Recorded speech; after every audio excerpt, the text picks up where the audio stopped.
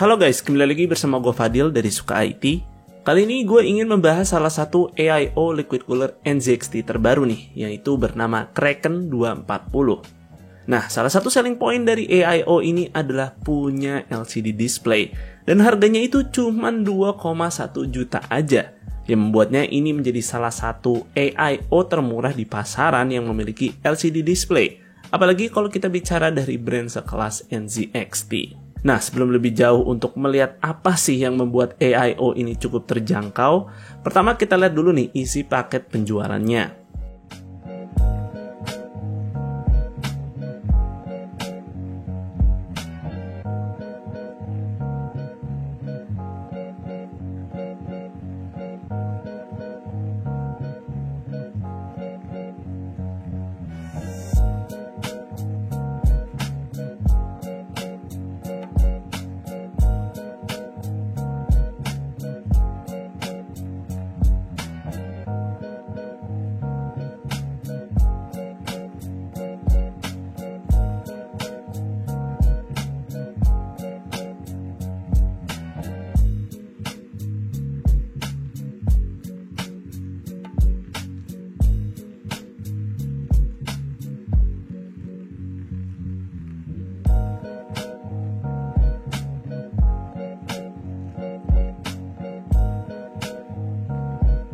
Oke, sesuai namanya, tentu secara ukuran radiatornya ini adalah 240 mm yang sudah dilengkapi dengan dua buah fan 120 mm tentunya.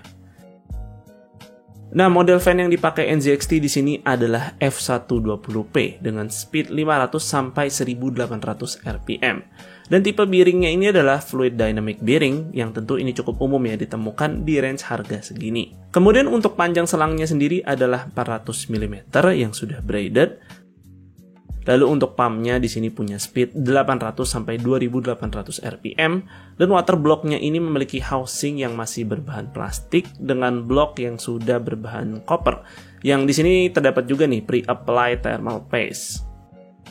Selain model Kraken 240 ini, NZXT juga sebenarnya menawarkan beragam seri Kraken lainnya, yang di sini bisa saja menawarkan fan RGB, lalu ada juga ukuran radiator lebih besar, dan juga ada seri dengan warna putih.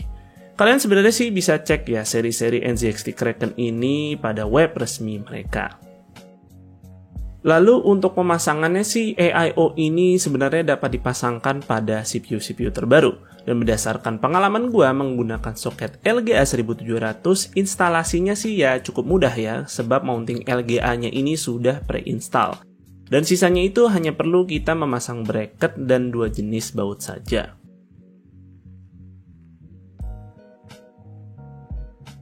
Nah, setelah terpasang kita bisa sambungkan kabel-kabel PWM serta colokan SATA dan USB front panel.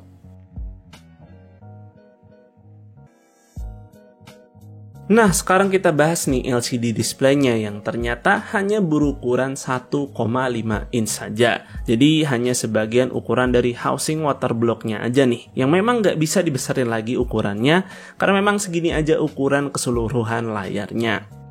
Untuk housing dan LCD-nya ini nggak bisa dilepas. In case ya kalian bertanya sih, sebab beberapa housing water block itu kan memang bisa dilepas, entah untuk mempermudah pemasangan, atau supaya bisa diganti model dan bentuknya.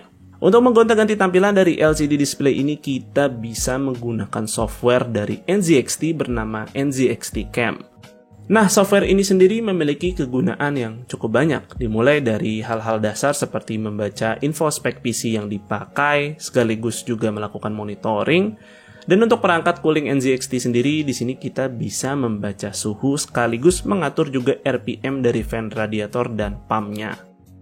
Untuk LCD-nya sendiri, AIO ini bisa menampilkan berbagai informasi seperti suhu, load, serta clock speed. Dan info yang ditampilkan ini bisa hanya CPU saja atau CPU dan GPU keduanya. Selain itu kita juga di sini nih bisa mengubah-ngubah warna teks serta mengatur rotasi displaynya, jadi nggak perlu takut nih kalau kalian dirasa masangnya kebalik. Oke, selain teks, di sini kita juga bisa menampilkan gambar dengan format JPEG atau PNG, yang sayangnya sih untuk format GIF itu atau video nggak bisa ya ditampilkan di sini. Walaupun begitu sih kita masih bisa nih tetap menampilkan video menggunakan link. Misalnya seperti link video YouTube. Nah, nanti videonya ini akan tampil. Ya walaupun sayangnya displaynya ini kelihatannya hanya mampu menampilkan 1 atau 2 frame per second aja nih. Jadi ya memang fiturnya agak terbatas dan gua rasa ini menggambarkan kenapa harganya bisa 2 jutaan aja. Oh ya, sedikit tips nih bagi kalian yang mau menampilkan link video. Mungkin bisa menambahkan beberapa elemen ini supaya tampilan videonya maksimal. Ya walaupun sih ya tetap masih 1-2 frame per second aja videonya. Oke, jika kalian nih pingin misalnya LCD displaynya lebih advance, hal tersebut sebenarnya terdapat pada seri Kraken Elite yang menawarkan display lebih besar dan lebih smooth tentunya. Jadi konten-konten yang ditampilkan juga bisa lebih beragam. Tapi ya harganya tentu tidak sama dengan seri Kraken Basic seperti yang gua bahas di video ini. Nah, sekarang kita akan lihat performa dari AIO ini yang sayangnya cuma bisa gua tes pakai CPU 13400F aja karena gua di sini lagi nggak megang CPU lain. Tapi nanti power limit dari CPU-nya sih akan gua lepas supaya bisa jalan 100 watt ke atas. Kemudian nanti akan kita lihat nih mode RPM silent dan juga performance, apakah ada perbedaannya atau tidak. Serta gue juga akan memasukkan stock cooler nih sebagai pembanding. Yang di sini bukannya gue nggak mau masukin pembanding AIO lainnya, tapi karena ya memang keterbatasan CPU yang mana 13400F ini nih gampang banget dijinakan. Jadi akan sulit banget ngukur perbedaan cooler pakai CPU ini kecuali ya pakai si stock cooler 13400F-nya.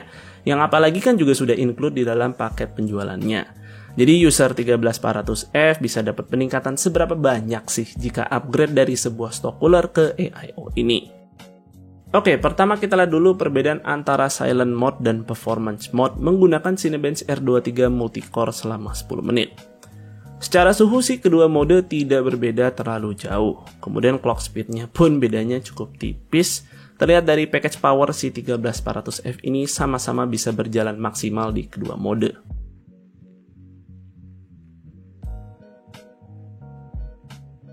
Yang cukup beda dari kedua mode ini adalah RPM fan-nya. Jadi kalau kalian pakai CPU yang enggak powerful amat nih kayak 13400F, gue rasa sih ya lebih rekomen ya pakai mode silent-nya aja karena perbedaan performance-nya nggak jauh-jauh amat tapi fan-nya bisa lebih kalem. Kemudian kalau kita lihat nih perbandingannya dengan stock cooler, baru nih cukup kerasa upgrade-nya. Sebab stock cooler bawaan itu kayaknya sih memang cuman dibikin buat handle TDP 65 watt saja.